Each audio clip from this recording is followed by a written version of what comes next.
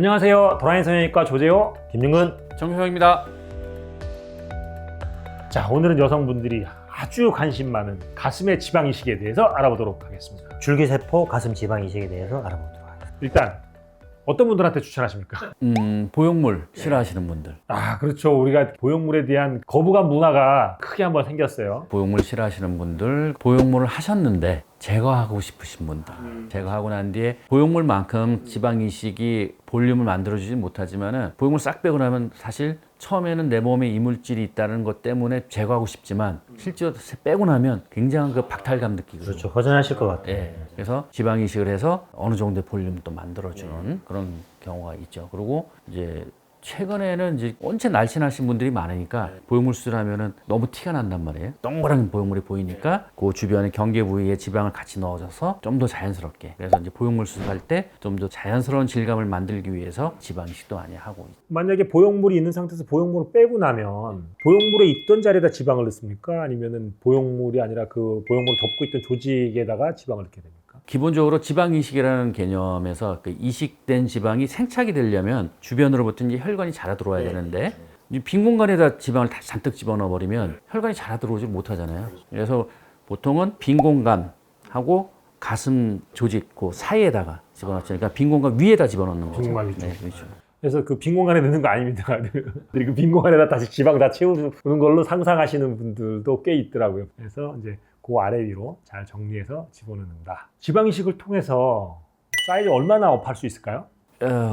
긴 차가 굉장히 심하죠. 제가 이제 상담을 할 때는 한 번 지방 이식을 할 때 얻는 효과는 생리 때 가슴이 부푸는 정도가 된다 말씀을 드리고요. 긴 차가 너무 심해서 전에는 어떤 경험이 있었냐면 그냥 생리 때 조금 살찌는 정도의 느낌으로만 커진다. 그래서 2차, 3차를 하셔야 원하는 사이즈만큼 커질 수 있다라고 말씀드렸는데 1차만 하시고 난 뒤에 경과 오셨는데 안 하겠대요. 왜요? 그랬더니 이미 이렇게 많이 커졌는데 왜 하냐고 그런 분도 계시더라고요. 그래서 굉장히 좀 진짜 개인차가 심한 것 같아요. 그래서 지방 이식이랑 사실은 누적 효과가 중요하거든요.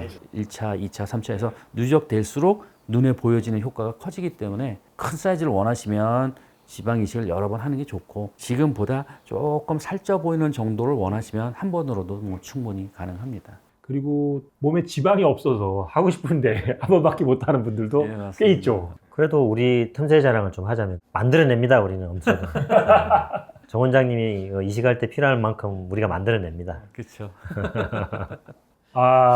오늘도 진짜 여러 곳에서 모아가지고 곳곳에서 모아서 오늘도 이제 가슴 지방 이식을 한번 해드렸는데 어쨌든 여러 곳에서 뽑더라도 안전하게 이렇게 좀 모아서 할 수 있는 방법도 있습니다. 근데 이제 너무 지방이 없으면 못해요.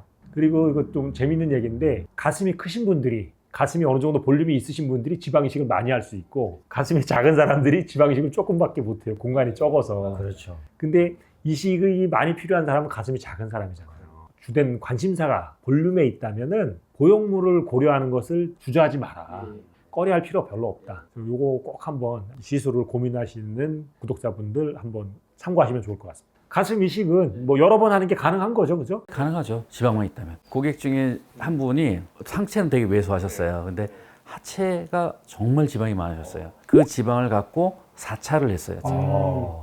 근데 가슴이 한 2컵 정도 커졌습니다. 와. 굉장히 만족스러워 하시는 그런 분들이 있습니다. 그럼 여기서 자연스럽게 답이 나왔네요. 4번 이상까지 할 수 있다. 지금까지 제일 많이 하신 분은 이제 4번인데 원하시면 그 이상도 사실은 가능하죠. 그 다음에 이제 염려 많이 하시는 경우가 있어요. 혹시 석회화 같은 게 있다는데 이게 어떻게 제거 가능한지 아니면 그냥 문제가 없는지. 사실 이제 석회화는요, 다량의 지방 이식을 할 때는 미세한 석회화는 생길 수가 있어요. 근데 그 미세한 석회화는 몸에 전혀 영향을 주지는 않습니다. 가슴 지방 이식할 때 줄기세포 이식하는 게 좋죠. 너무 좋죠. 우리가 지방흡입 위에도 줄기세포를 쓰고 이식한 다음에도 줄기세포를 쓰는데 줄기세포를 사용하게 되면 전체적으로 정리를 좀 해보자면 부종도 좀 덜하고 염증도 덜 생기고 재생도 잘 되고 지방 조직 안에 있는 셀룰라이트 치료도 도움이 되고 특히 가슴 이식에서 줄기세포를 썼을 때 어떤 장점이 있는지는 이제 원장님이 정리를 좀 해주셔야 돼요. 일단 뭐 생착 잘 되잖아요. 그렇죠. 근데. 생착이 잘 되죠. 생착이 잘 되고 두 번째는 과도하게 염증이 일어나지 않게 잡아주고 염증을 일으키는 요인을 없애주고 이런 역할을 하는 거에 저는 이제 굉장히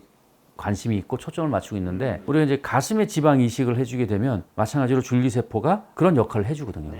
바이오본드 같은 거 그런 것도 너무 과도한 바이오본드가 생기지 않게 해주고 혹시 미세한 염증 반응 같은 것이 있으면 그거를 억제해서 염증이 확산되지 않게 해주고 그렇게 하니까 아무래도 부작용률도 확실히 줄어들 수밖에 없지 않을까 싶어요. 사실 부작용을 줄이는 거는 일종의 예방의학인데 예방된 것은 표시가 나지가 않아요. 그런데 줄기세포 없이 시술해봤던 옛날 경험을 생각해보면 정말로 파워풀한 시술이라고 볼 수가 있는 거죠. 병합 시술이. 어쨌든 뭐 세포 생착에는 뭐 지대한 영향을 미칩니다.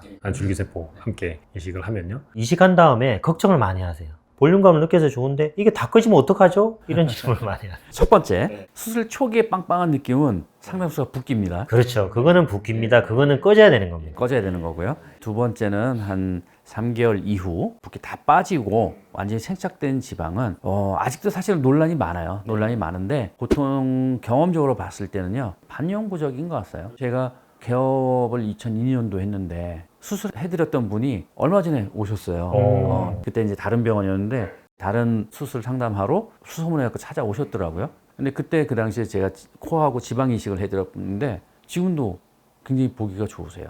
그런 거 보면은 지금 20년 됐잖아요. 20년이 넘었는데도 잘 유지되고 있는 거 보면 거의 진짜 반영구적인 거 아닌가 싶습니다. 그리고 어디서 빼는 게 좋죠? 그 질문을 많이 하시더라고요. 더라인의 공식 입장은 어느 지방이든 사실 큰 차이가 없다. 허벅지든 배에서 뽑든 팔에서 뽑든 우리는 또 자체적으로 그걸 잘 채취하고 잘 가공하는 실력이 있기 때문에 어디서 뽑든 채취하든 별 상관없다고 그러는데 논란은 있는 주제로 알고 있어요. 그래서 일반적으로들 얘기할 때 허벅지 쪽에서 뽑는 게 제일 좋다 이렇게 얘기하는데 제 생각에는 허벅지 쪽에서 안전하게 뽑기가 제일 쉬워서 그런 거 아닐까. 제일 또 많고. 그런데 더 중요한 거는요. 지방이 찬밥 더운 밥 가릴 때가 아닙니다. 그럼요. 네, 모자라요. 모자라서 걱정이지. 어떤 경우는 전신흡입해서 이식 지방을 확보하는 경우도 있어요. 그렇기 때문에 더라인처럼 지방 흡입을 잘하는 데서 지방 세포를 잘 다루는 데서 지방 이식을 하는 것을 추천드립니다. 자, 오늘은 줄기세포 가슴 지방 이식에 대해서 알아봤습니다. 오늘 내용이 도움이 되셨다면 구독, 좋아요. 알림 설정 부탁드립니다. 안녕.